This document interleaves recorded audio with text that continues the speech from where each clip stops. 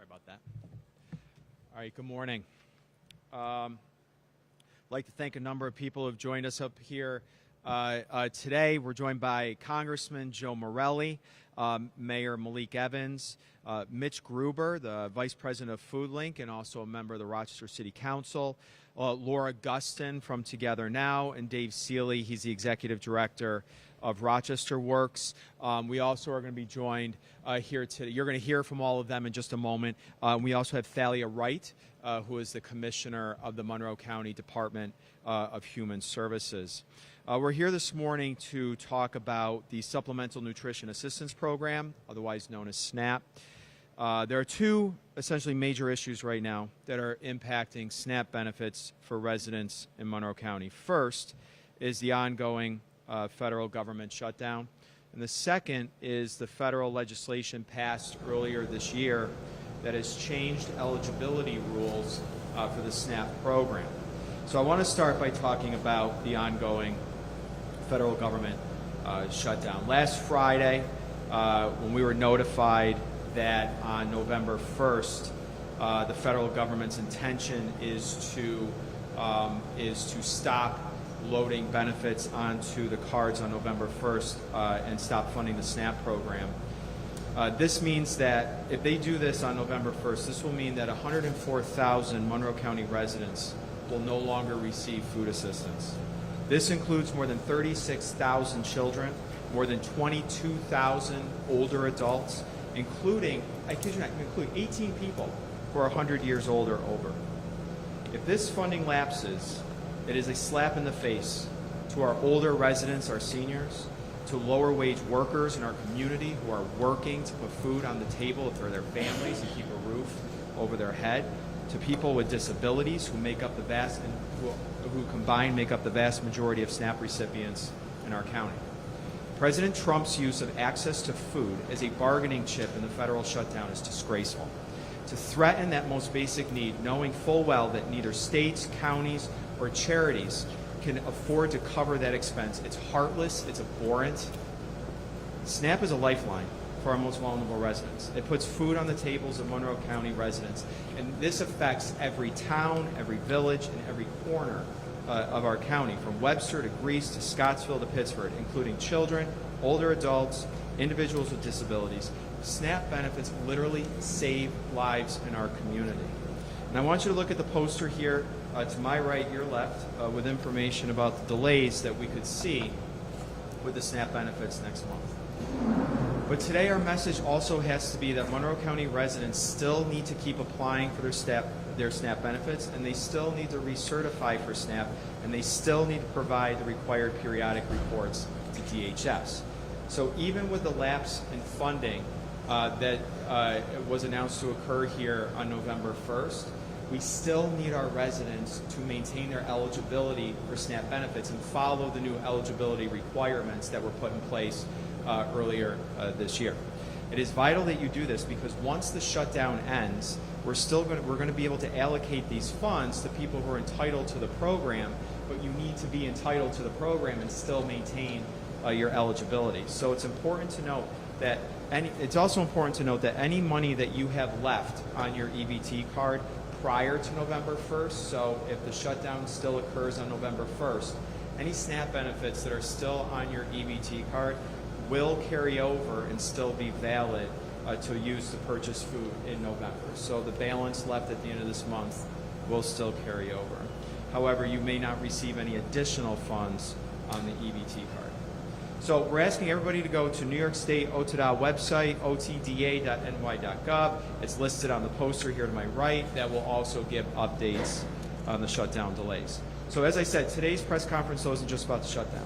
It's also about something that's going to affect our SNAP residents in the next few months, even after the shutdown ends. Major cuts made by the President in July include the implementation of work rules for some SNAP recipients. Now, understandably, that has also created confusion and anxiety amongst people who depend on this assistance.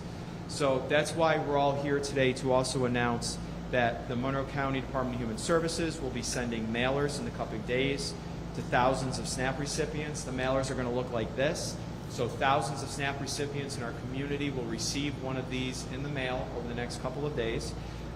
These mailers will answer key questions for our residents. Who's exempt from the new work rules, who is not. So it'll explain what the new work rules are and what the exemptions are.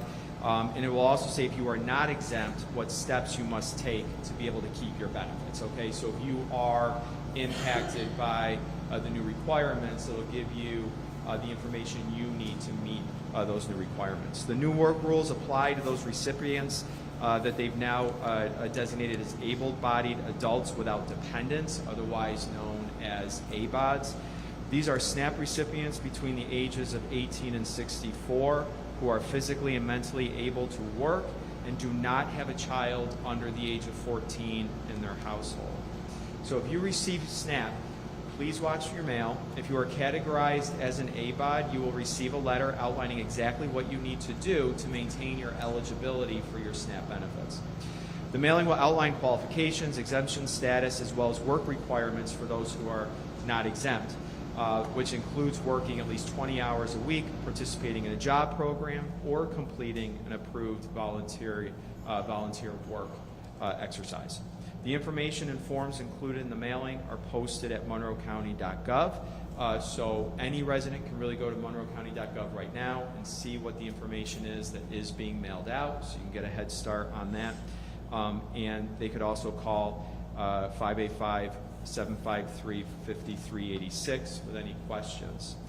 We are also urging everyone who's receiving SNAP benefits to ensure that your address and phone number is current with the County Department of Human Services and with the U.S. Post Office, so that you continue to receive these important updates as they become available. There is no reason to panic about your eligibility. There is still time.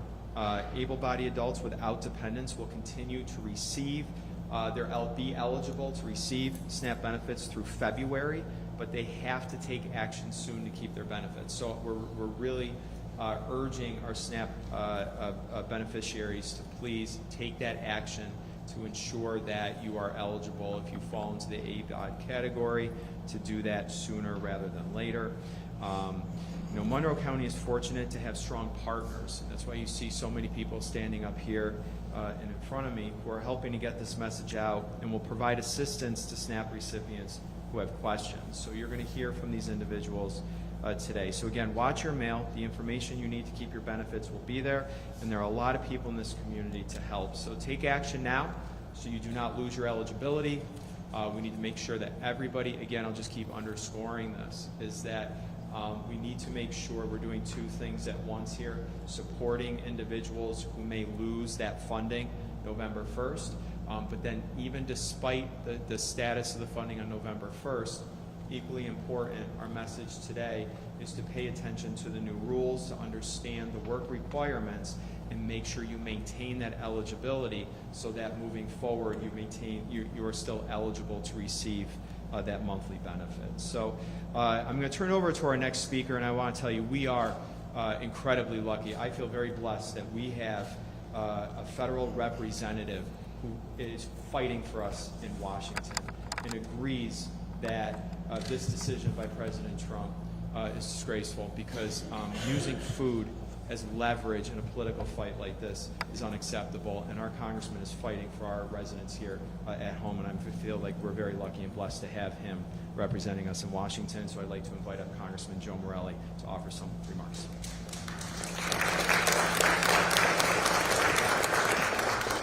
Good morning, and thank you to the County Executive for his extraordinary leadership, as well as our great friend and partner, Mayor Malik Evans, Mitch Gruber, who does double duty from Food Link and as a member of City Council, Laura Gustin from Together Now, and Dave Seeley from Rochester Works, as well as Commissioner Wright, Commissioner of the Department of Human Services.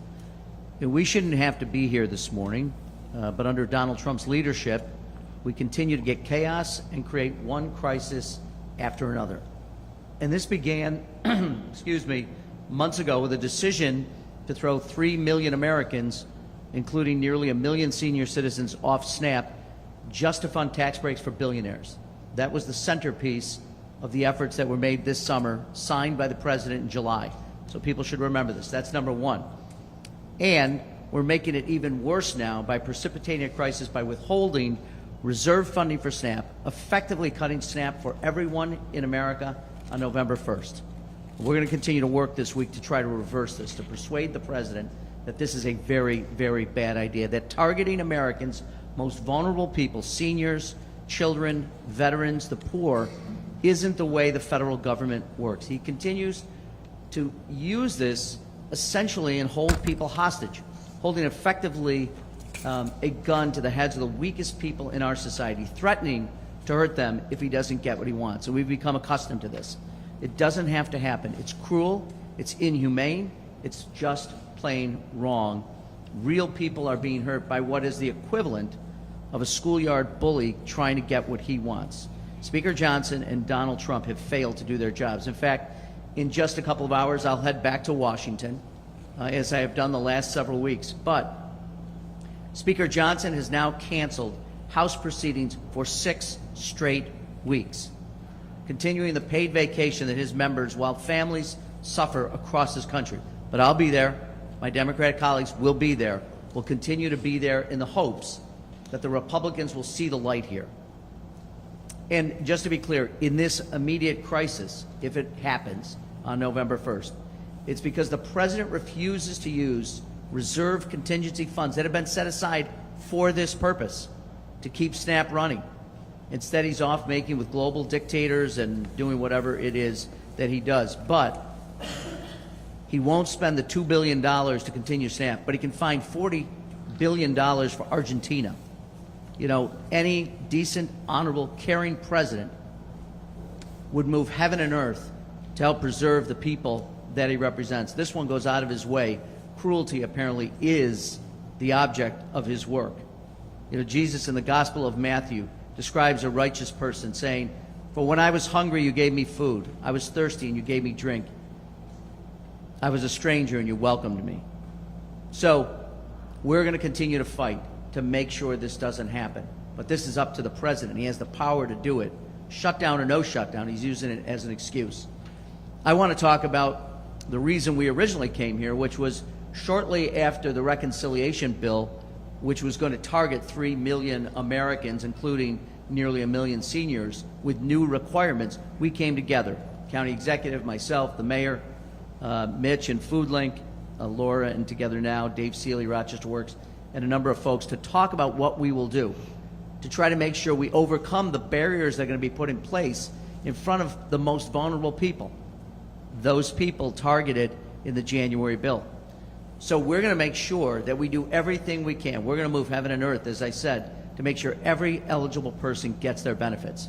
And we'll keep calling out the administration for targeting men, women, children. But we're going to find ways to overcome this. And I think when we gathered shortly after the President signed the bill, I said to the colleagues standing with me, there are 435 members of the House of Representatives. I want to have the district, #1 in the nation, for the fewest people to be kicked off SNAP benefits because we've put new bureaucratic red tape in their way. We're going to help them overcome this. We're going to try to take care of people. We're going to continue to make sure our flock is cared for. And with that, I'm proud to introduce my friend and my partner, the great mayor of the city of Rochester, Malik Evans. Thank you, Congressman. Thank you for all your work and for going back to Washington and fighting the good fight. Just let me say this. I think that we are dealing with two distinct issues here, as has been outlined by the county executive and our great congressman. And let's be clear. There's a Category 5 hurricane barreling to Jamaica.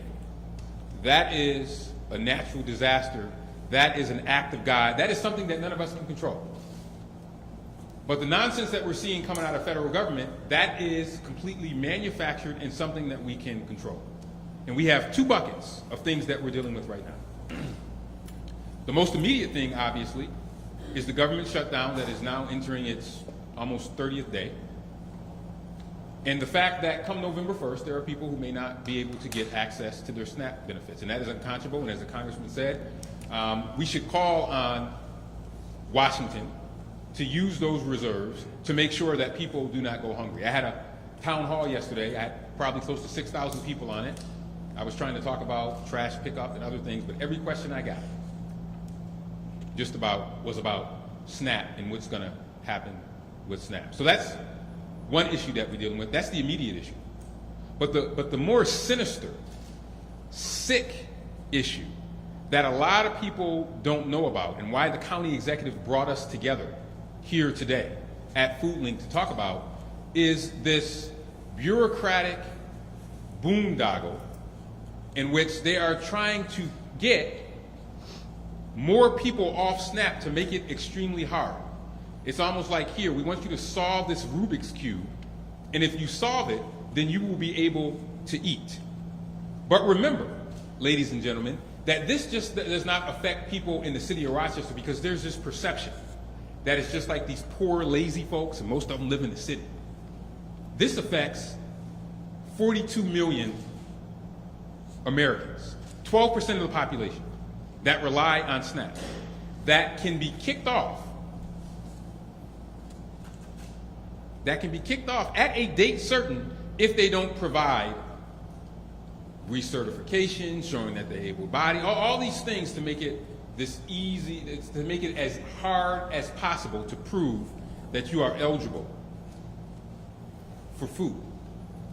So I want to applaud the county executive for this effort. That item that's going to come in the mail, we need to cut through the confusion and say to people, fill out those forms, be in contact with Monroe County, and make sure that this congressional district, this city, this county has the highest number of people who are not kicked off. So remember, we're dealing with two things at the same time. It's kind of like an octopus with a lot of arms when you're dealing with what the heck's coming out of Washington. And the two arms of the octopus that we're dealing with right now is come November 1st, and that's the government shutdown that's happening, and we hope that people will come to their good senses and SNAP will continue to be funded. But even more important is the incoming train that are going to hit people as it relates to, are you eligible, are you not eligible, in this trivia test that you're going to have to take to make sure that you are still eligible for SNAP. We are going to make sure that people know. We want to make sure that you fill those items out. We want to make sure that our friends in the media, those on social media, that they go up and talk about what is necessary in order to make sure that you are still eligible for SNAP. And then let's also remind people that there are veterans on SNAP, that there are working people on SNAP. There are some people who work 2 jobs on SNAP.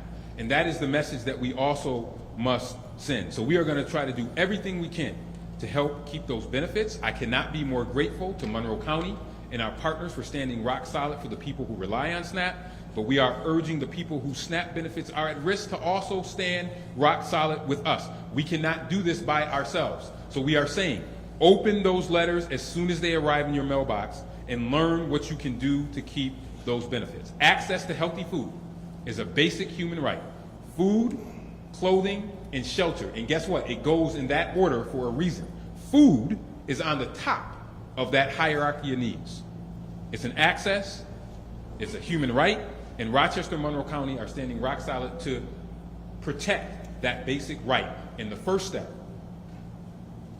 starts with those letters. So open up those letters, and we'll deal with this other nonsense that we're dealing with as we get to November 1st. But we don't want people to forget. Those letters are coming, and you have to make sure you answer the call. Thank you. And next is my pleasure to introduce the president of Together Now, Ms. Laura Gustin. Laura.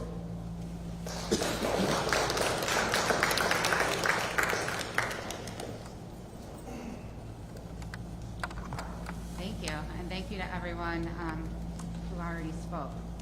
So if you don't know, Together Now is here to help the community navigate the services they need.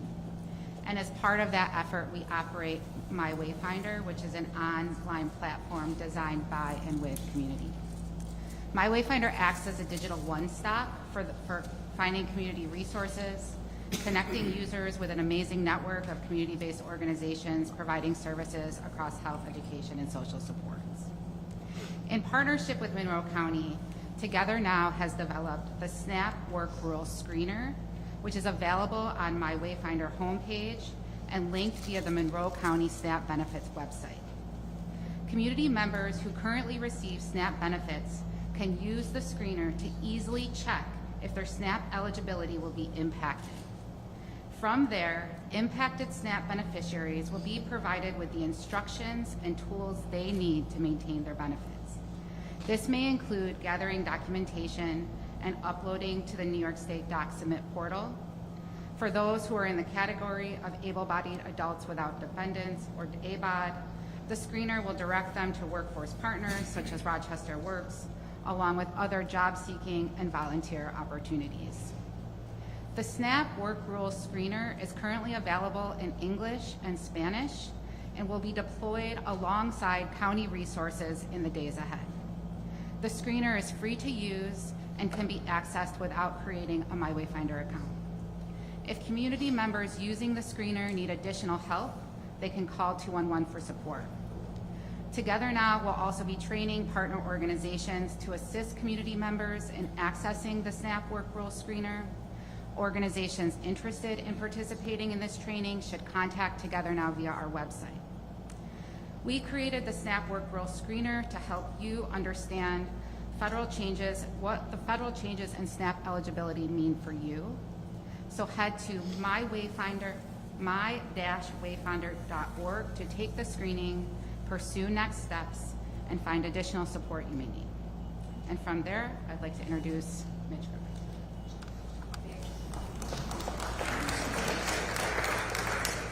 Hi, I'm Dave Seeley from Rochester Works. Mitch Gruber said I had to go next and not to forget to introduce him.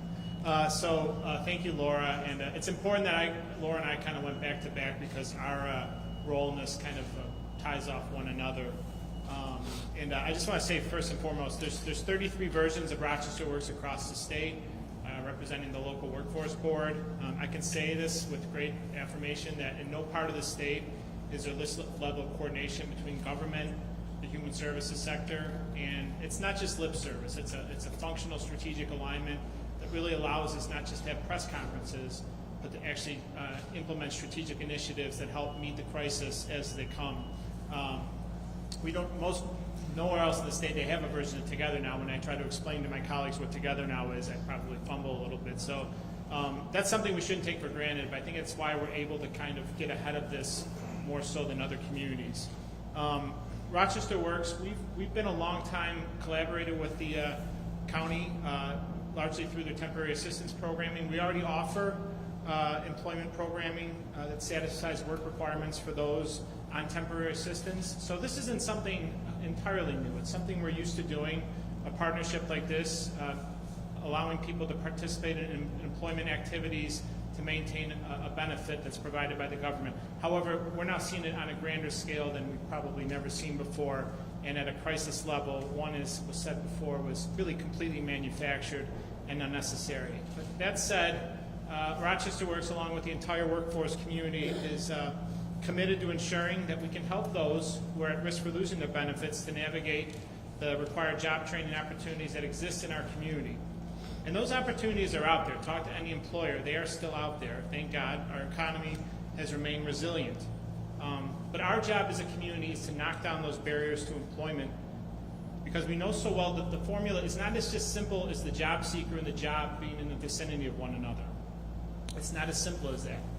That's why we're encouraging all SNAP recipients who believe that they will have to meet new work requirements to keep their benefits to, after they ideally visit the screening portal that Laura just outlined in My Wayfinder, to reach out to Rochester Works. Many of these individuals at risk for losing their benefits are not currently engaged in the workforce. That's something we have to acknowledge, which is why we largely encourage them, before maybe just going on a job search on their own, interacting with a career service advisor that we have. At Rochester Works, we have over 700 hours of collective experience in workforce development and career counseling at our agency. Spend an hour with a career advisor. Understand how to formulate your job search, put your resume together, learn some basic interviewing skills. Those are things we can help an individual with. In addition to over 30 different workshops we offer that cover different job readiness criteria. The way you can do that is by calling 258-3500. You can also set up an appointment with a career advisor by visiting rochesterworks.org, or you can just pay us a visit at 100 College Avenue. We are here to help. Our traffic has increased by 16% already in this year, but we understand that's because the need is arising. The workforce, the labor market is tightening in general. This will only make our efforts more profound. I'll note we already have programs that exist to help people who might not be perhaps experienced or emergent in the job force at present. We have a program like the SHIFT program that we started this year, which provides both resources pre- and post-employment to help job seekers who have had difficulty sustaining employment. We have a success coach there to help you. So my message to the community of individuals who might be intimidated by this, who might feel they're not ready to enter the workforce and are worried about the consequences, you have a community that's here to help you, to provide resources. We've never seen a crisis this quick, I think, where we have this many people who might need services in this short of a time because of a crisis that was manufactured by something that had nothing to do with the job market. However, it is our role to be here to help. I will say this, if you're a business that is hiring, let's say, if your business is hiring, I encourage you, continue to use all the resources that you use, but I also encourage you to use www.greaterrockcareers.com. That's an initiative jointly administered between the Chamber of Commerce and Rochester Works. It is our primary job portal that has thousands of open positions right now that are full-time, part-time, and temporary. And I encourage employers, use that. That is the primary mechanism by which our career advisors refer jobs to our job seekers, because it is employers generally we have a strong relationship with. And for all the job seekers seeking, I encourage you to use that site as well. That is the primary site that Rochester Works uses, www.greaterrockcareers.com. I'll just say this in closing. I'm looking out and I see a lot of agencies that we work with to help both in employment programs, and I see the ARC and I see Trillium, and we work together because we're helping in many ways the same primary service population. And I think we all know that for somebody who has food insecurity and also might not be employed, the pathway to economic sustainability is challenging. There are multiple barriers, food insecurity being one of them, one of the most profound ones. We also know that something that can be as destabilizing as this can have such a profound long-term impact on individuals, which is why I think it's so critical that we continue to come together as a community and meet the Congressman's challenge to be the area of the country that has the lowest people losing their benefits, because I think we know that when a destabilizing event like this happens, it will take years, if not decades, to help rebuild from. So I'm very glad to be here. I'm very glad to have my partners in here. And we don't look forward to working together because we wish this wasn't a manufactured crisis. However, I think we're committed and willing to do so. We have since the summer, and we'll continue to do so really for the next several years. So I'm going to now introduce the Vice President of FoodLink, Mitch Gruber. Good morning, everyone. I'm going to try to wrap up a lot of messages in a bow, and I will do my best to be as succinct as possible, but it's not one of my strengths. Let me first start by acknowledging that our President and CEO, Julia Tedesco, is traveling back to Rochester as we speak and sends her request that she couldn't be here. And let me also welcome everyone to FoodLink, which is the regional food bank. We distribute about 25 million pounds of food a year. And the reason why we're here is because when SNAP cuts happen, this is where phone calls come. This is where community organizations ask to find food, where people ask to find food, where businesses ask to donate money or food. So before I go any further, let me just acknowledge our staff. We have a lot of staff here. Let me acknowledge some of our volunteers, our donors, many of our partners. We have Wegmans here. I have my friend Bob Boyd, who runs St. Peter's Soup Kitchen. And just so everyone knows, we're already starting this at a moment where the need for food is already record high. When I first started going to St. Pete's Soup Kitchen and worked here, they were serving about 100 people lunch per day. And now, Bob, they're serving over 300 people per day, Monday through Friday, lunch right across from Bull's Head on Brown Street. We're already in a crisis. And so today we had really good, thoughtful messaging. You see it on some of the poster boards. You'll see it in the letter that the county executive showed. We had really good, thoughtful messaging around what the impacts of the bill that was passed in July, what it's going to do to people when it comes to eligibility requirements. And I wanted to stress that point again. Our primary goal here is to make sure that everybody who has SNAP benefits has every tool possible to maintain SNAP benefits when in fact the government is in operation.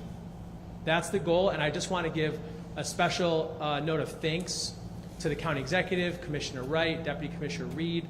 Monroe County has been incredibly thoughtful, and some of the messaging you see here today is certainly some of the most thoughtful of any place in the country. And then you look at the work that Laura talked about with the screening tool and Dave talked about the Rochester Works. We are ready to meet the Congress members' challenge and have as few people removed from SNAP benefits as possible when the OBBBA, that's the only word I'll use to describe it, comes into effect. However, we had all this great messaging, and none of us really thought when we started this conversation about a month ago that we were going to be in a position where right now, I don't think there's anyone who is a SNAP participant who's thinking about anything besides the reality that if the government doesn't act in DC, SNAP benefits will not be issued in the month of November. And so we have to acknowledge that. We have to do exactly the things that have already been talked about, which is continue to advocate. There's a lot of, this is not a fait accompli yet. There's a lot of advocacy still to be done. 43 million people across the country receive SNAP benefits. This is not just going to impact the people who use SNAP. I cannot begin to talk about the economic impact that SNAP has on farmers, on grocery stores, on retailers. There's a lot of advocacy to be done, and I really encourage people to do so. And so let me just spend 1 minute talking about the importance of SNAP, and then I'm going to give you my kind of last message, which I know is what people want to hear about how food is going to approach this crisis. But first, just for a sense of SNAP, SNAP itself supports 10 times the number of meals than every food bank across the country combined. And I want to be really clear, Food Bank is not alone. We are one of 200 plus food banks, part of a network called Feeding America. This is a very well-structured, well-organized, fairly sophisticated charitable network. But together, we are still not 1/10 of what SNAP provides to people. At the end of the day, people want money in their pocket to buy the foods they want, much more than they want to go into a food pantry. And we acknowledge that, and that's why our primary objective here is to make sure that SNAP is in fact funded and that people maintain their eligibility. I won't go into all the economic realities of SNAP benefits, but we know that for some retailers, it makes up 25, 30, up to upwards of 50% of all the business they conduct. It has a huge impact on the total economy of Rochester. And those dollars stay local, by the way. All those dollars stay local. So there's a huge impact. We know it's going to hurt, and we're trying our best to prepare. I'm not going to tell everyone, here's all the things that we're going to do to provide food to people, because I'll say that we're going to have a message coming on Friday. If in fact the benefits are not reinstated, we're going to have a follow-up companion press conference to announce some additional places where we're pouring food. But right now, we're partnering with places like St. Pete's Soup Kitchen and the 200 plus members across our network to make sure everyone has more access to food than ever before. We started an emergency food fund. We've already raised close to $1 million, and all of that money is going specifically to purchase food to go in the shelves that you walked through when you came by here. Our partners, like St. Pete's, like Trillium, are going to have more food than they typically have to be able to order off our shopping list, for sure. And if, in fact, benefits are not issued on November 1st, we'll be prepared to have additional announcements of ways we can support the community.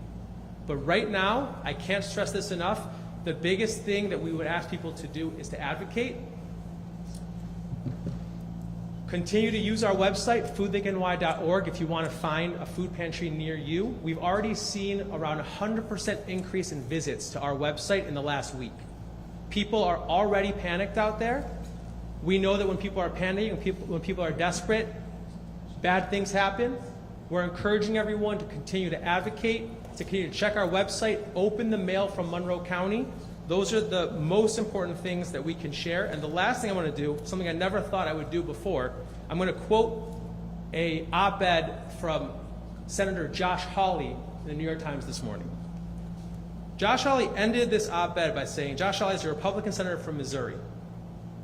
Congress can still pass legislation during a shutdown, and it should pass my bill to keep SNAP benefits going. Last I checked, members of Congress are still getting paid.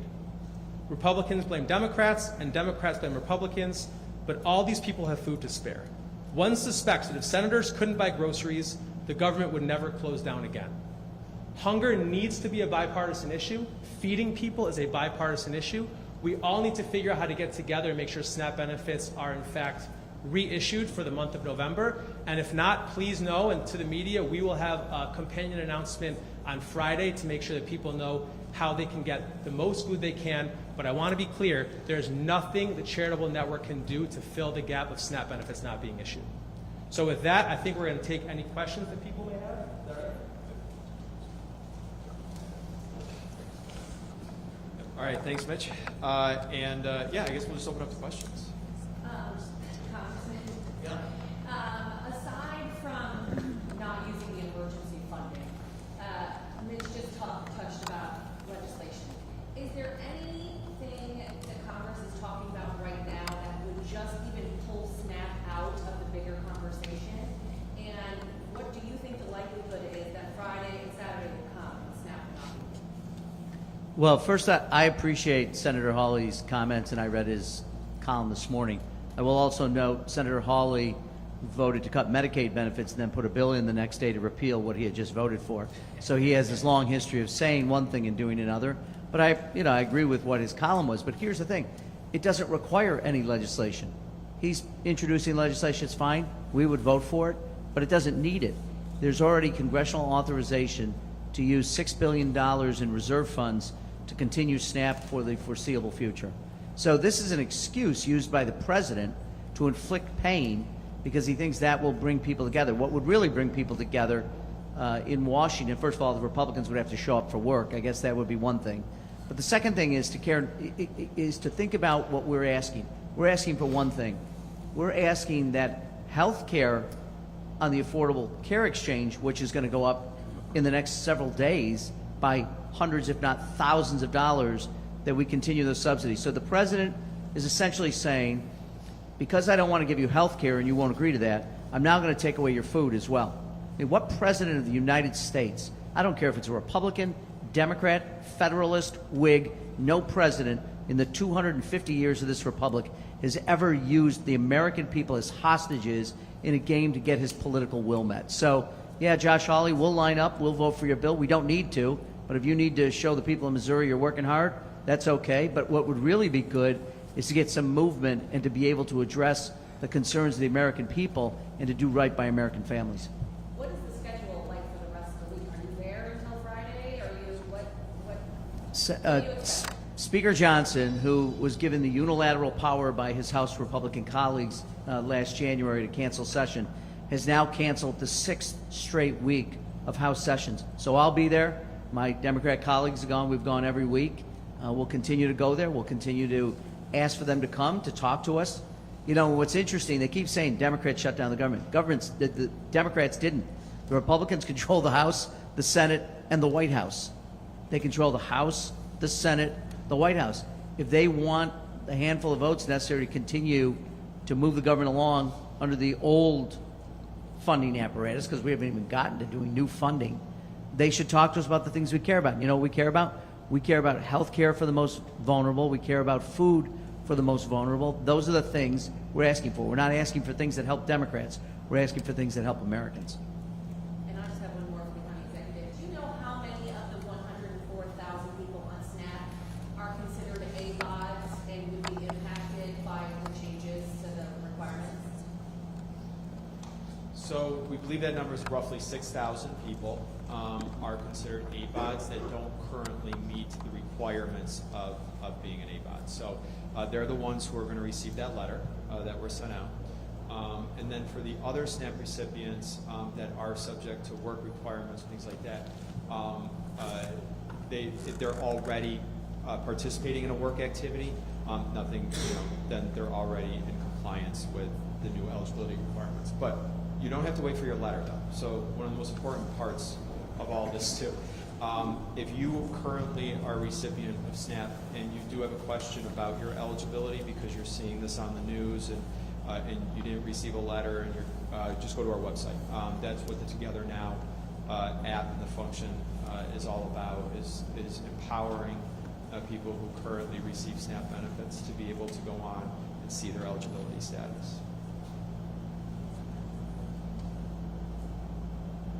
Good. All right. Thanks, everybody. Thanks, everybody. Appreciate you.